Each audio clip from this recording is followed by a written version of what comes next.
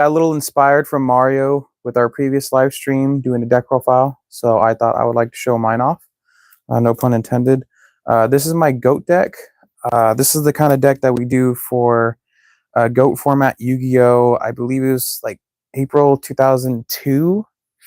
So this is the kind of deck that I play with the friends that you've seen on the channel, the fellow Wing Bros. And I'm just going to kind of go through everything. I don't have it all in order, but that makes them more fun, right? So of course, I got my best guy right there, Kuriboh. Shout out Kuriboh right here to my right. I'm going to say my left. To my right. And I play 2 Kuribohs. The main reason is because my deck, as you'll see here in a minute, it's not the very best when it comes to attacking as much. So if I can have protection, I can stall, then that'll be perfectly fine. So that's why I play 2 Kuribohs. Also, shout out my man Flubs. Look at this guy. He's freaking awesome. If you don't know who Flubs is, get cultured. So 2 Kuribohs for sure. We got a Mystical Space Typhoon. I don't know if you can see that, but it's the Ghost Rare Mystical Space Typhoon. It's just basic back row removal. Hollowed Life Barrier ulti. I mainly play this specifically because of Andrew, because his deck is mainly just burning no matter what. So the basic premise of this is I can discard a card and I take no battle damage or no effect damage that turn. So it also protects me from battle damage as well as being inflicted. So like say he tries to inflict damage to me with Ceasefire. I basically don't take any damage, but everybody else does. So it works out in my favor. Nobleman of Crossout, hands down one of the best in GOAT format. Definitely for removal, whether it be flip effect monsters or just a monster you want to get rid of. Definitely. Oh, look at that. Look at that. Look at that. Hang on, let me get the trio out. So the top 3 cards that you definitely want to play in any deck of GOAT format would have to be this trio right here. So of course, hands down, the best card in the game is Pot of Greed, which I really don't know what it does for you. Graceful Charity, which you draw 3 and discard 2, which would definitely help in a specific deck that you play. Shout out Mr. West, when he plays zombies, if you discard them, I know they pop off in the graveyard, so that's actually a really good card. And then Delinquent Duo, you pay 1,000 life points, which is like a little steep depending on the game's status. And then you discard 2 cards from your opponent's hand. And if they have just 2 cards, then that really, messes them up. So a little trio right there for sure. You got to play in the deck. I got 1 Solemn Judgment. I used to play 2. Let me double check real quick. Yeah, I used to play 2, but it was too cost worthy, especially because half your life points. Not until like Solemn Warning came out was like amazing, but Solemn Judgment does really stop a lot of things like interactions. Back then I didn't realize that Solemn Judgment could actually stop Jinzo from coming out, because before he can even be summoned, if you have a response, this can negate the summon and it will not be negated. So in case anybody's lying to you or tricking you out there, Solemn Judgment can stop Jinzo. And then of course, now you're going to see the meat and bones of my deck. We are playing Gravekeepers, obviously, because I am terrible at the game. I'm going to get Necro Valley right there. Spear Soldier. Let me see here. The Assailant. Another Necro Valley.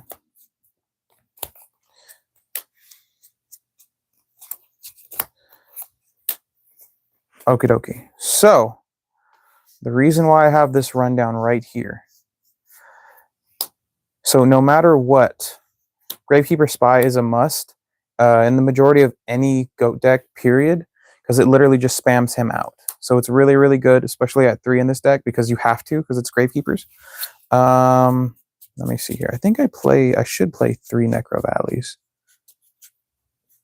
Yes, I do. I was like, I know I play 3. All right, cool. There's 3 Necro Valleys. So basically what Necro Valley does is that it upsets your opponents because they can't play the game. Anything that would be touching the graveyard, whether it like be Monster Reborn or Call of the Haunted, or you're trying to move anything from the graveyard, you stop that. And it's really, really good, especially say if you're trying to get something back from your graveyard, you cannot do that. So this really shuts down any deck in GOAT format. It stops Mr. West's deck with his zombies. It stops my friend Isaac's deck from when he's trying to bounce stuff back. Or, for a key example, because I know he's a boss in the GOAT format, I just have him worst case. I don't necessarily play him too much BLS, but it stops BLS because your opponent has to banish one light and one dark, and BLS can't come out if you can't move anything. So it shuts this down for sure. So it's really, really good. BLS is also a really good card just because of removal, banishment, and also you can attack twice. So it's a really good card. It's more like a side deck card for me, but sometimes I can discard it basically like for the life barrier or anything like that. So it's a pretty good card just to have just in case. Spear Soldier is definitely a must. I remember when I was playing it at the beginning, I didn't have Spear Soldier. Spear Soldier inflicts piercing damage, and once you get Necro Valley out, he jumps up to a 2000 attack. So it definitely hurts a lot of monsters in GOAT format, especially if they're inflicting piercing damage. A lot of people don't have any protection for that. So it's really, really good. Gravekeeper's Guard at 2, strictly just because it's a compulse. So if you attack it, I flip, I bounce your monster back to your hand. Gravekeeper's Assailant, I really love playing at 2. The main reason is because if I have Necro Valley out, I can change any monster you control to the battle position. So like, let's say, I don't know, I have a combo with Spear Soldier and Assailant, right? If I attack, and let's say Spear Soldier attacks your defense position monster, and he's at 2000, but your defense is at 24. I'll take 400, and then Gravekeeper's Assailant, I'll change that monster from defense to attack, and then I can kill it with this. So it's a really, really good card. I know sometimes people play it at 1, but I prefer to have 2 just in case. And then, of course, Gravekeeper's Chief. This is another add-on that I didn't really think about until later on. But with the synergy of the deck, you definitely want to get at least one Gravekeeper's Chief, because once you bring him out, you can basically Monster Reborn any of the Gravekeepers from your graveyard. And I think that's really, really good, especially because, again, Necro Valley doesn't affect your Gravekeepers. So I definitely recommend to look into at least one Gravekeeper's Chief to keep all that synergy there.